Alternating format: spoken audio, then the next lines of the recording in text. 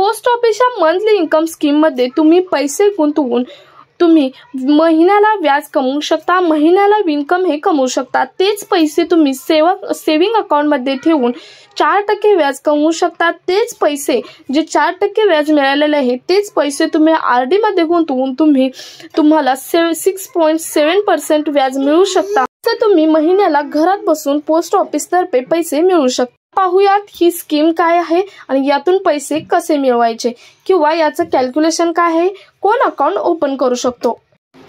नमस्कार मित्रांनो, आजचं नवीन अपडेट आहे आणि खूप महत्त्वाचा अपडेट आहे, ते म्हणजे पोस्ट ऑफिसची मंथली इन्कम स्कीम। ज्या स्कीम मध्ये 2025 एप्रिल 2025 पासून काही बदल करण्यात आलेले आहेत।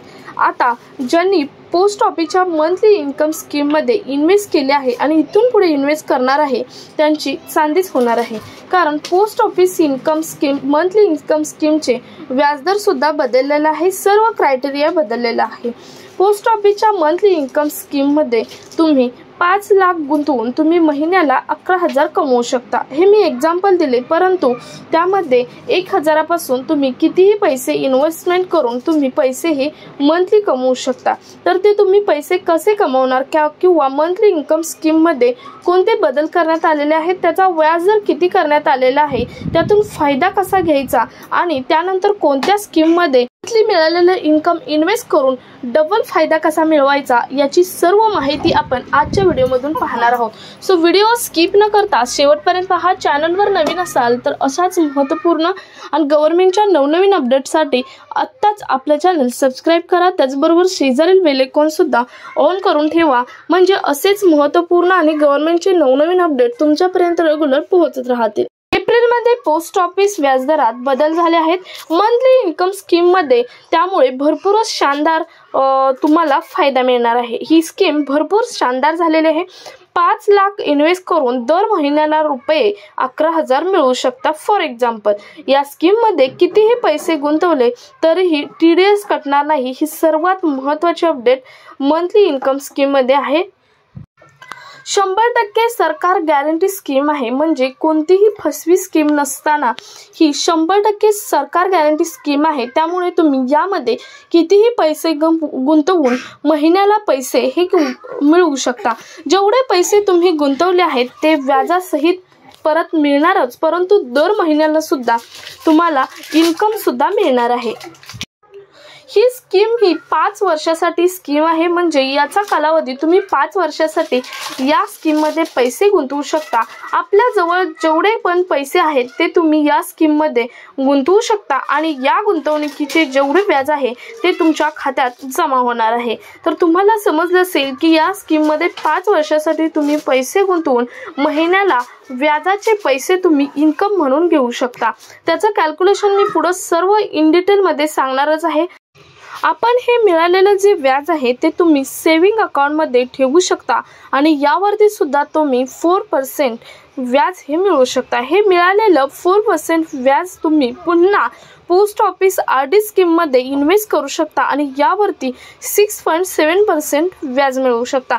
म्हणजे तुम्हाला समजलं असेल, तुम्ही मंथली इन्कम स्कीम मध्ये 7.4% व्याज असतं। या व्याजाचे पैसे तुम्ही मंथली मिळवू शकता।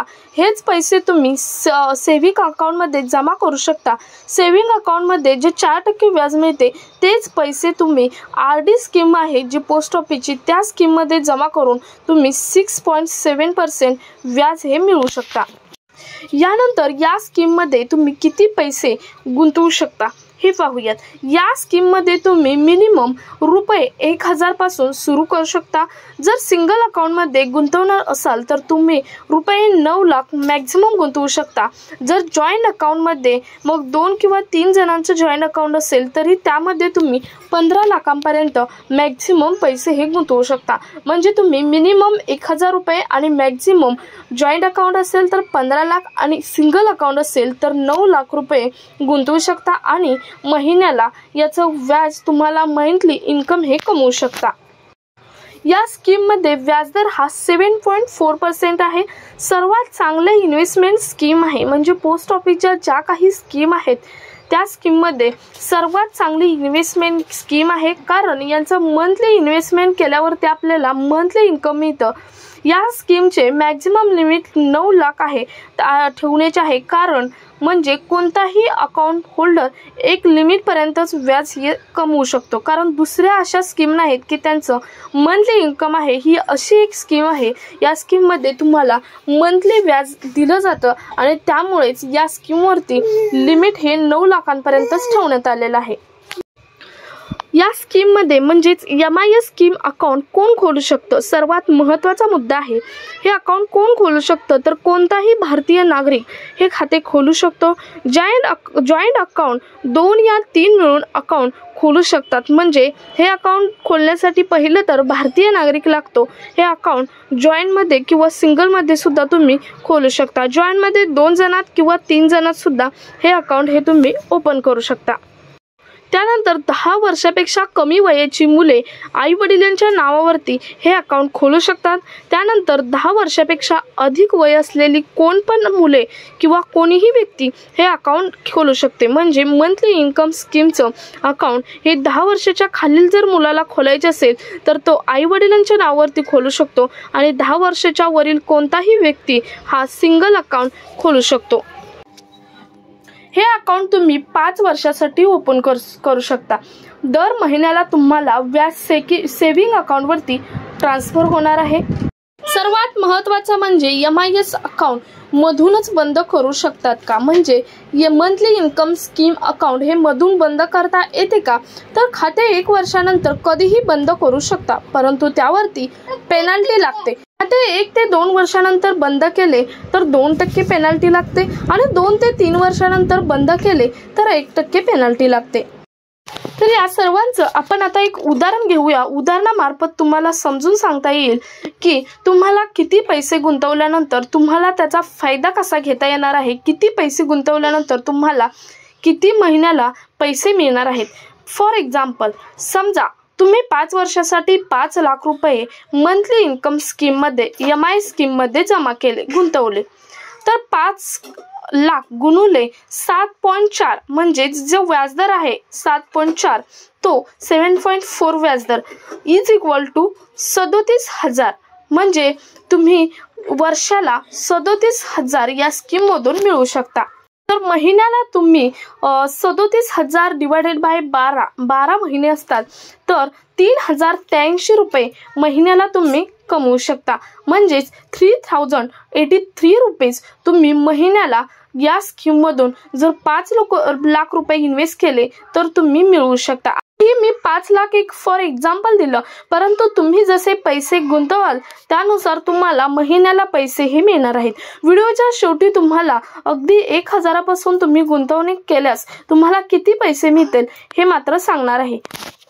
यानंतर सर्वात महत्त्वाचं म्हणजे 5 वर्षाचं इन्कम किती होणार आहे। जर तुम्ही 5 लाख रुपये गुंतवले त्यामध्ये तुम्हाला महिन्याला 3,083 रुपये मिळाले तर 5 वर्षाचे 60 महिन्याचे पैसे किती होतील, तर 1,84,980 रुपये तुम्हाला 5 वर्षानंतर या स्कीममध्ये फक्त व्याजाचे मिळणार आहेत।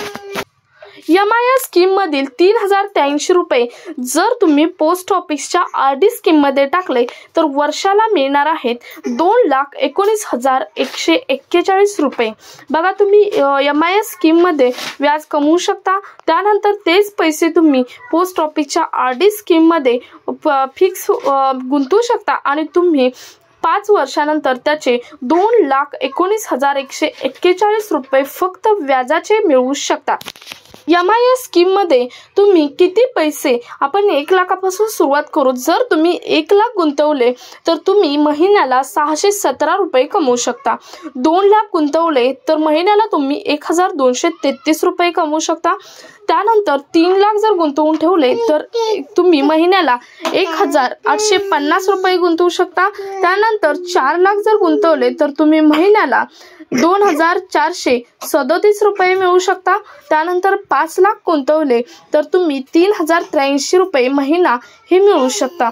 तर तुम्हाला हे लिमिट समजलं असेल, अगदी असंच कॅल्क्युलेशन सिंगल अकाउंट असेल तर 9 लाखांपर्यंत आहे आणि जॉईंट अकाउंट असेल तर 15 लाखांपर्यंत सेम असंच कॅल्क्युलेशन आहे। आणि हेच पैसे तुम्ही सेव्हिंग अकाउंटमध्ये जमा झाले तर त्यावरती 4% व्याज मिळू शकता। तेच पैसे तुम्ही RD स्कीममध्ये जमा करून तुम्ही त्यावरती 6.7% व्याज हे मिळवू शकता। मंथली इन्कम स्कीमचे काय फायदे आहेत किंवा कोण व्यक्ती मंथली इन्कम स्कीमसाठी अकाउंट ओपन करू शकतो, त्याचं कॅल्क्युलेशन काय आहे, त्यासाठी क्रायटेरिया काय आहे, त्यासाठी लिमिट काय आहे, याची सर्व माहिती आपण आजच्या व्हिडिओमधून पाहिली आहे। सो हा कामाचा व्हिडिओ जास्तीत जास्त ठिकाणी शेअर करा। यातूनही काही क्वेरीज असतील तर कमेंट्स बॉक्समध्ये नक्की विचारा। भेटूयात पुढच्या एका नवीन अपडेट सोबत। तोपर्यंत धन्यवाद।